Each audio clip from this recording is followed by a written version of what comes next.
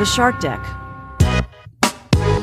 I'm Johnny Mac with your daily comedy news. You've been listening lately. You know I've been obsessed with artificial intelligence. Well, Whitney Cummings, she had a robot made to her likeness in 2019 for her Netflix special. Remember that? Yeah, well, Wired caught up with her, and Whitney's not surprised that AIs tell awful jokes. She said, why are people shocked that robots aren't funny? Most humans aren't funny. The only funny robots are Roombas when they get stuck under the couch. She's pro-robot in general. She still has the robot version of herself in her house. She doesn't expect it to make her laugh. Comedy is one of the few things that's so specific to the essence of a human being. Comedy is about the trauma that comes from a human's lived experience and how they cope with it. Robots can't be traumatized. Wired asked Spike Feresten. He wrote for Jerry Seinfeld back in the 90s. They asked Spike why the nothing forever, that's the AI Seinfeld thing I've told you about, why isn't it hilarious? Spike said, it's like asking why Spock isn't funny. Spock is hilarious. Do you not watch Star Trek the original series? Spock is very, very funny. He's also very, very funny in Star Trek 3. What are you guys talking about? Spock is hilarious. Pay attention, gang. Johnny Mac, you never talk about Marc Maron. I know, right? Collider asked Marc Maron, what was the process like of taking a raw show and then tightening up for a filmed TV special? Maron said, that's the biggest trick of all, and that's the hardest thing. It usually comes up to literally the week before when I'm in a panic, and I've got to get that down to an hour. So I really have to decide what stays and what goes, and it has to be big pieces. So I knew that the 15 minutes of COVID riffing could go because every comic's doing their take on that stuff, and it's not necessary. You also have to comb through and find through lines and find a couple callbacks and sort of tighten up things that are already there. It's tricky, man. There's a lot of loose stuff. And some of it was really pretty good, but I think what I ended up with was as tight as it could be, and some of the stuff that I took out was distracting from the emotional and comedic power of some of the stuff. The LA Times asked Roseanne, hey, you once ran for president of the United States of America. Any thoughts about running for political office again? Roseanne said, some people are saying, why don't you run for president again? That made me really happy. I did run in 2012, and everything I was saying in my speeches then is exactly what's happening now. I've already declared myself president for life of the Republic of the United States of America. I don't really need to run again since I'm president for life of the working people. I ran as a socialist, and I'm still a socialist. I do not remember this at all. Vulture from 2018, the headline, remember when Roseanne ran for president? Vulture, the answer is no. Vulture, what if I told you she did? Okay.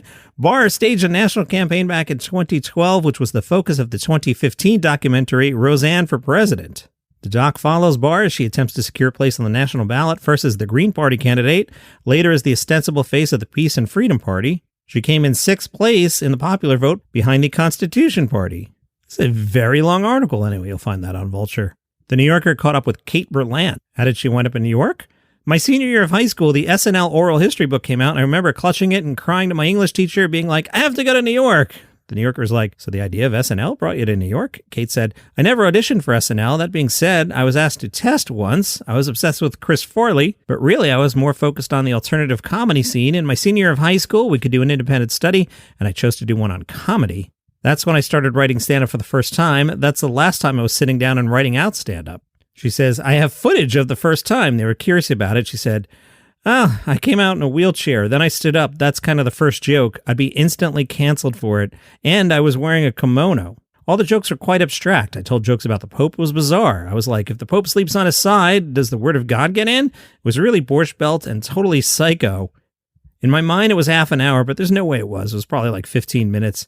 At the end, I remember it got kind of soulful. I talked about here I was on the cusp of going to college. I was really obsessed with Sarah Silverman's Jesus is Magic, and I think one of the last jokes I told was sort of something talking about my fear of going to college or growing up. In the end, I was like, mostly I'm just scared that some of you think I'm fat. Just kind of a classic Silverman joke. I was just trying to find out what the hell to do, which takes forever. It's Saturday in Vancouver. Just for Last Vancouver must be rocking. Let's take a look at the shows. 7 o'clock, Jordan Carlos. 7 o'clock, JFL Showcase. Love the show details. The comedy industry big shots are in town for Just for Last Vancouver, and they're looking for the next big thing. That would be a show to go see. Sugar Sammy, pretty popular in Canada. He's playing at 7. Ryan Hamilton, also Canadian, at 7. Margaret Cho at 7. Mufaro Mbudzi's Scheduled Meditation at 7:30. Let's see what this is. Scheduled Meditation is the comedy, meditation, and fashion brand / agency founded by stand-up comedian and fashion designer Mufaro Mbudzi. 6 comics on the bill. That's different. 8 o'clock, Citizen Hurricane. David and Ken, or Citizen Hurricane. Citizen Hurricane is a one-of-a-kind improvised comedy show and rock concert. Real stories, ridiculous characters, spontaneous songs. It's Whose Line meets Tenacious D. That would be something I would be interested in. Cutie Pie Comedy at 9 o'clock. Bunch of locals. Another JFL Showcase at 9:30. Sugar Sammy at 9:30. Benito Skinner and Mary Beth Barone at 9:30. Hannah Berner at 9:30. And Joe DeRosa at 9:30. Okay, let's reverse engineer this. None of the late shows really did it for me, so let's do the Showcase at 9:30. That leaves the front of the evening free. Ryan Hamilton's really good. He's at 7. Want to go see Ryan Hamilton? Maybe we'll try and catch the end of Citizen Hurricane at 8, and then we'll leisurely make our way to JFL Showcase at 9:30. Then we can be back in the hotel room at 11:30. Hey, you get your own room. We are not staying together. What do you think's going on here? Speaking of improv, sort of, kind of, Vulture talked to Colin Mochrie. He said, when I first started improv, nobody knew what it was. That's true. I remember dating a girl in college, right after college, who was really in improv and like really wanted me to go. And I always look back and I had no interest in it at the time. And I'm like, I probably would have liked that. She was pretty cool too. Stupid me.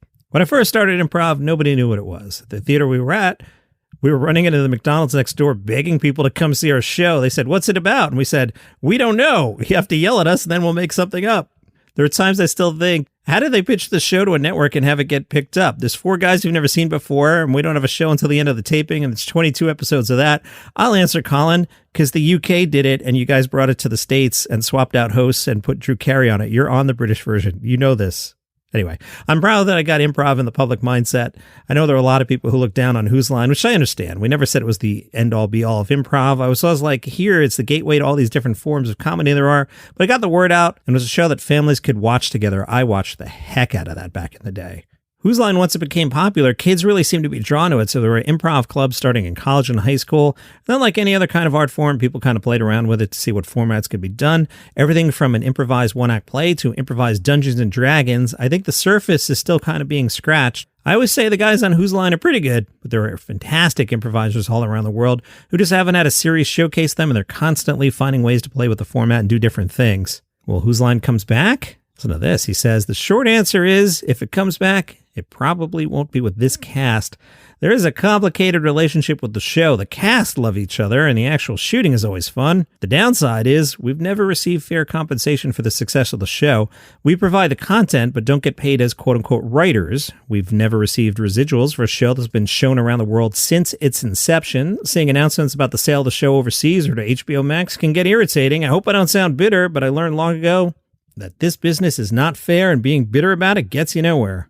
The longer, more vague answer is, it's like the mafia. It keeps pulling us back in, so who knows? And Seattle King 5, they stopped by the Disabled List Comedy Fest. I told you about this a couple weeks ago. One of the sacred rules of that festival is don't hate yourself for laughing. Comedian Dan Hurwitz has a hand missing most of its fingers. He gestures and says, I know there are certain things I'll never be able to do, like use chopsticks and play chopsticks. Both got a laugh. Hurwitz and friend Kayla Brown, who has muscular dystrophy, have spent their entire lives using humor to put people at ease. Brown said, I truly believe comedy is a way to get to know people. On stage, she tells the story of a woman trying to be helpful by opening a door for her. That door led to a staircase, and she said, is this a threat? Comedian Greta Gimp said, anybody else in this room get tired of being told they're inspirational because they have a disability? I sit on my butt 18 hours a day. I'm supposed to be able to inspire able-bodied people to get off their butts? The Disabled List Comedy Collective will put on another show April 14th at the Northwest Film Forum, and that is your comedy news for today. Follow the show for free on Apple Podcasts, Spotify, YouTube, wherever you get your shows. See you tomorrow.